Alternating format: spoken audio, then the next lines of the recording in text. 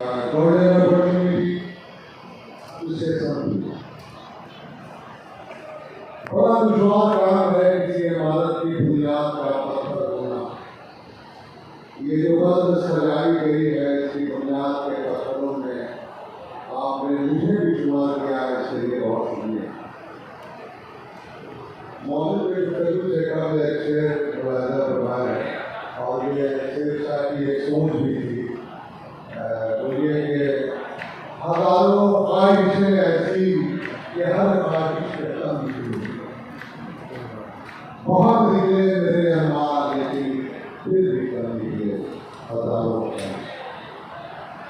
शेर शाह जब कभी आईने में अपनी सफेद दाढ़ी देखते तो अफसोस के साथ कहते थे, दौलत शाही नजदीक बवक शाह में मन रवि आओ। फारसी के शेर का मफहूम ये है कि दौलत और हुकूमत मेरे पास उस वक्त आई जब मेरी जिंदगी की शाम आ पहुंची। बड़े फख्र की बात है कि आज हम एक ऐसी अजीम शख्सियत का जिक्र कर रहे हैं जिसे दुनिया टाइगर सुल्तान वलीद खान शेरशाह सूरी के नाम से जानती है। उन्वान मेरा शेरशाह सूरी की बुराई से प्रणाली है, तो इससे मैं क्या कुछ कहूँ, आप सभी हमसे ज़्यादा बेहतर जानते हैं, लेकिन दो चार बातें मैं शेयर करना चाहूँगा कि शेरशाह ने एक ऐसा निज़ाम, एक ऐसा सिस्टम दिया जिसकी बुनियाद पर बाद के मुगल हुक्मरान खास तौर पर अकबर आज़म ने अपने दौर की बुनियाद। शेरशाह ने सबसे पहले पूरे राज्य की कृषि भूमि की सड़ी माप करवाई। इसके लिए शेरशाही दस नामक माप की इकाई निर्धारित की गई और बीघा का प्रयोग किया। ये माप इसलिए जरूरी थी कि यह तय हो सके कि कौन सी भूमि कितनी उपज देती है और इसी के अनुसार कर वसूला जाए। इसके बाद उपज के आधार पर जमीन को 3 श्रेणियों में बांटा गया।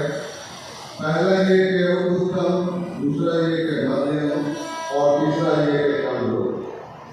इस वर्गीकरण से यह तय किया जाता था कि किस प्रकार की भूमि से कितनी उपज संभव है और उस पर कितना कर लगे।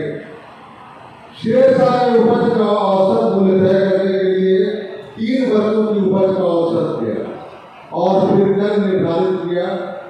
आमतौर पर किसान से उपज का 1/3 हिस्सा कर के रूप में लिया जाता था, लेकिन ये कर नकद में वसूला जाता था, जिसकी किसान की अपनी उपज के मूल्य में छूट नहीं मिलती थी और वो स्वतंत्र रूप से अपनी उपज बेच सकता था।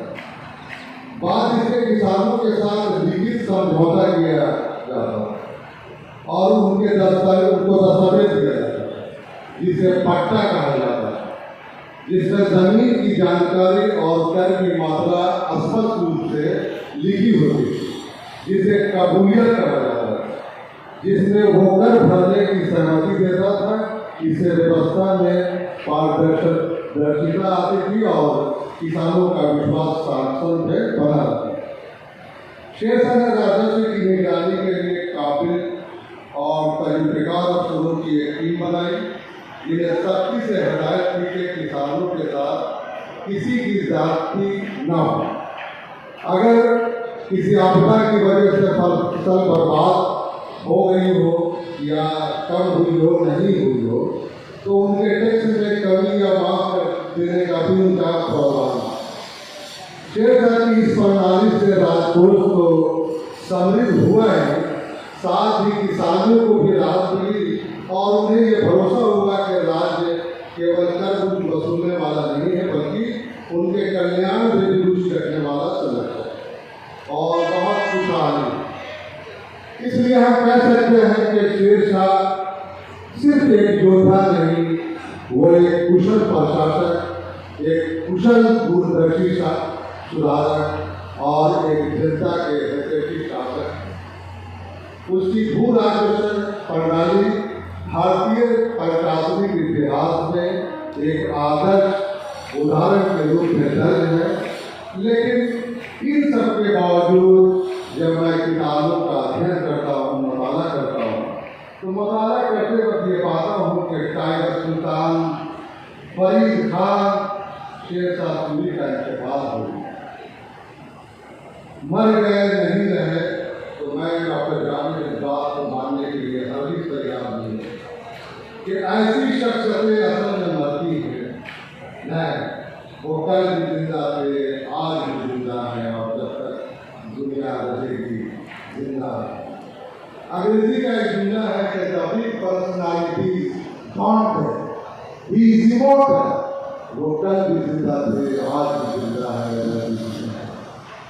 बहुत शुक्रिया, आपने अच्छा सुना, मुझे मेरे बात के लिए लोगों को समझा और मैं बहुत शुक्रगुजार हूँ जिला प्रशासन का और जिला पर्यटन विभाग की तरफ से सारे अफसरान का जो रोज़ा प्रोग्राम करने कराया शेरशाह का बहुत शुक्रिया।